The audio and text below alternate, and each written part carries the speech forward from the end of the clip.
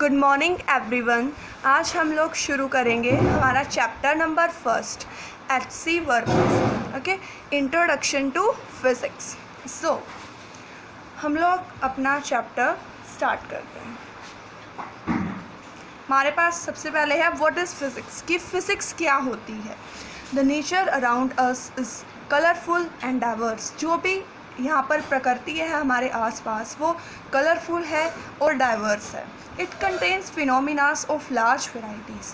हमारे इस नेचर में बहुत सारे फिनोमिनास होते हैं। फिनोमिनास जैसे रेनबोज के 7 कलर्स, स्टार्स का आना, ओके, सूरज का निकलना, ये सारी चीज़ें। द विंड्स, हवाएं, द सैंड्स, रेत, द वाटर्स, पानी, the planets, the rainbows, heating of objects on rubbing. जब भी हम किसी ऑब्जेक्ट को रब करते हैं वो गर्म हो जाता है। The function of a human body का फंक्शन करना। The energy coming from the sun and nucleus, जो भी एनर्जी हम सन से और न्यूक्लियस से निकलती है, ये सारी चीज़ें। There are a large number of objects and events taking place around us. इस नेचर में बहुत सारे ऑब्जेक्ट्स हमें देखने को मिलते हैं और बहुत सारे इवेंट्स देखने को मिलते हैं। Now physics is the study of nature and its laws. Physics क्या है? नेचर की स्टडी और उसके लॉज की study. We expect that all these different events in nature take place according to some basic laws. Okay, हम लोग कम से कम ये तो एक्सपेक्ट कर ही सकते हैं कि जितने भी ये फिनोमिनास या फिर हम इवेंट्स बोल सकते हैं, ये सारी चीज़ें कुछ लॉज के अकॉर्डिंग ही होती होंगी। And revealing these laws of nature from the observe events is physics. और इन लॉज का खुलासा करना ही क्या कहलाता है? Physics. Okay, so next is for example, जैसे कि orbiting of the moon around the earth. जैसे जो मून है वो अर्थ के चारों तरफ चक्कर लगाता है। ओके, ये हमने पता किया। Falling of an apple from the tree, कोई भी सेब ट्री से क्यों गिरता है।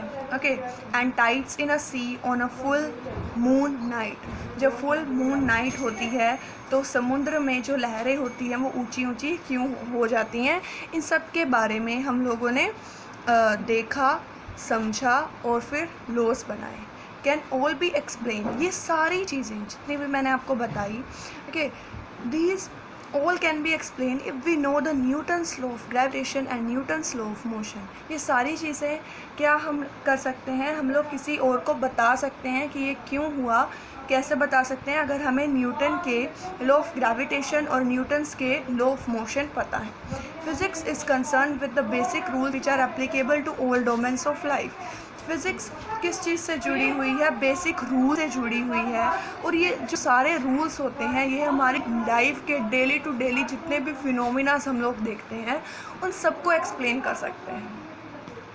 Okay, now understanding of physics therefore leads to applications in many fields including bio and medical sciences। अगर हमें फ़िज़िक्स का ज्ञान है, अगर हमें फ़िज़िक्स का पता है तो हम लोग देखेंगे कि जो फ़िज़िक्स है उसकी एप्लीकेशंस, उसकी बहुत सारी एप्लीकेशंस हमें बायो और मेडिकल साइंसेस में भी देखने में मिल सकती हैं।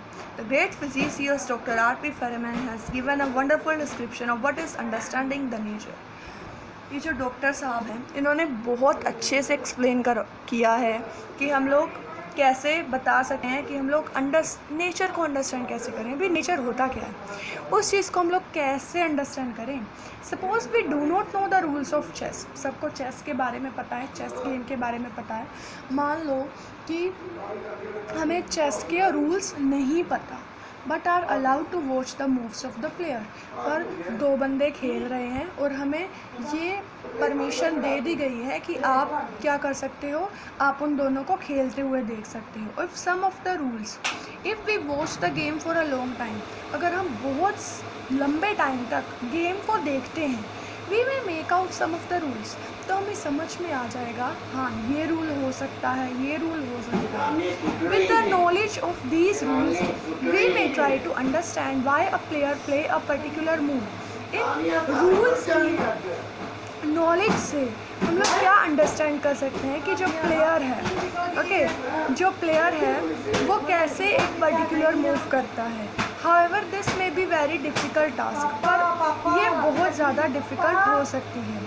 Even if we know all the rules of chess, अगर हमें सारे रूल्स का पता है, चेस के सारे रूल्स को पता है, it is not so simple to understand all the complications of a game in a given situation and predict the correct move. Okay. अगर हमें क्या है, अगर हमें सभी रूल्स का पता है, चेस के सभी रूल्स का पता है, तो भी हमारे लिए बहुत डिफ़िकल्ट होता है चेस की सारी कॉम्प्लिकेशंस को बताने का। और मान लो अगर हम गेम खेल रहे हैं, अगर हम खुद गेम खेल रहे हैं और कोई हमारे साथ कोई और भी हमारे साथ खेल रहा है, तो जब हम दोनों खेलेंगे तो अगर दूसरे बंदे ने कोई चाल चली चेस में, तो अगर हमें सारे रूल्स पता भी है ना, तो भी हम कभी कभार नहीं गेस कर पाते कि उसने ये रूल क्यों चला है। Okay,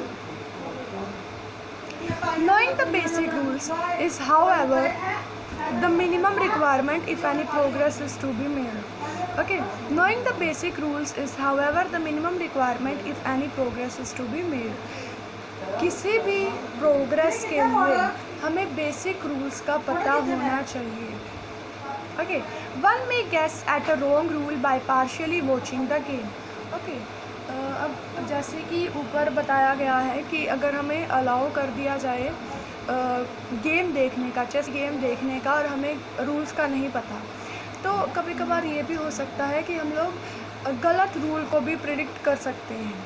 Okay, the experienced player may make use of a rule for the first time and observer of the game may get surprised. मान लो कि जब वो खेल रहे थे तो जो बंदा देख रहा था, उस चेस को देख रहा था, उसने कोई रूल को गलत गैस कर लिया हो। ओके, उसने कोई गलत रूल लिया हो, तो जब कोई एक्सपीरियंस प्लेयर चेस में वो वाला रूल चलेगा, सही वाला रूल चलेगा, तो जो ऑब्जर्वर था, देख रहा था ये सारी गेम, वो शॉक हो जाएगा कि यार जो मैंने रूल प्रिडिक्ट किया था वो गलत था, सही रूल ये वाला है।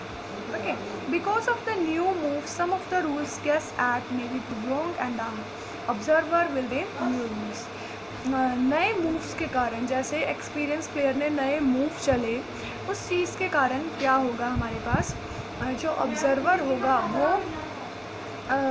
नए रूल्स को बना लेगा और ये देख लेगा कि जो मेरे पुराने रूल्स थे वो गलत थे। Okay, now physics goes the same way. Physics भी ऐसी ही है, ये चेस की तरह ही है। The nature around us is like a big chess game play by nature. ये जो नेचर है ये एक बहुत बड़ी चेस की गेम है और नेचर खुद ही इस गेम को खेल रहा है। The events in the nature are like the moves of great game. जो कुछ भी नेचर में होता है वो सारी चीज़ें क्या हैं, चेस के मूव्स की तरह हैं, चेस की चालों की तरह हैं। We are allowed to watch the events of nature and guess at the basic rules according to which the events take place. और हम सब लोग बैठ के इन सभी चालों को देख रहे हैं, नेचर की इन सभी चालों को देख रहे हैं और गेस करने की कोशिश करते हैं कि क्या रूल हम लोग लाएं जो इन सभी इवेंट्स को बता सकें। Okay, we may come across new events which do not follow the rules guess earlier. हमें कभी कभार नए इवेंट्स देखने को मिलते हैं और हमें ये पता चलता है कि जो पुराने रूल्स हम लोगों ने बनाए थे वो गलत थे। And we may have to declare the old rules inapplicable और wrong and discover new rules. फिर हम लोग क्या डिक्लेयर कर देते हैं कि जो हमारे पुराने रूल्स थे वो गलत थे और नए रूल्स को हम लोग बनाते हैं। Since physics is the study of nature, क्योंकि फिज़िक्स नेचर की स्टडी है इसलिए ये रियल होती है। No one has been given the authority to frame the rules of physics. किसी को भी अथॉरिटी नहीं दे रखी कि आपने ही फिज़िक्स के लॉज बनाने हैं। नो, ऐसा नहीं होता। Okay, we only discover the rules that are operating in nature. हम लोग सिर्फ गेस करे हैं। हमने देखा कि जो स्टार्स हैं वो ट्विंकल करते हैं, ओके, टिमटिमाते हैं, तो हम लोग गेस कर सकते हैं कि ऐसा क्यों होता है। Aryabhat, Newton, Einstein, Feynman are great physicists because from the observations available at that time, they could guess and frame the laws of physics which explain these observations in a convincing way. Okay, ये जितने भी scientist के name हैं ये बहुत महान हैं. क्यों महान हैं? क्योंकि जितनी भी इंफॉर्मेशन, जितने भी इवेंट्स उनके टाइम पे उनको देखने को मिले तो उन्होंने अपने अकॉर्डिंग प्रूफ दिया, लॉस का प्रूफ दिया कि ये चीज़ ऐसे हो सकती है, ये चीज़ ऐसे हो सकती है, और वो कामयाब भी रहे. But there can be a new phenomena any day and if the rules discovered by the great scientist are not able to explain the phenomena, no one will hesitate to change these rules. But अगर कोई एक नया phenomena आ गया और इन सब के जो पुराने लॉस थे वो लॉस उस नए फिनोमेने को एक्सप्लेन नहीं कर पाए तो किसी को भी कोई दिक्कत नहीं होगी उन रूल्स को गलत कहने में. Okay, thank you. Next part देखने के लिए फिज़िक्स एंड मैथमेटिक्स, ओके, मेरी नेक्स्ट वीडियो को ज़रूर वॉच करिएगा.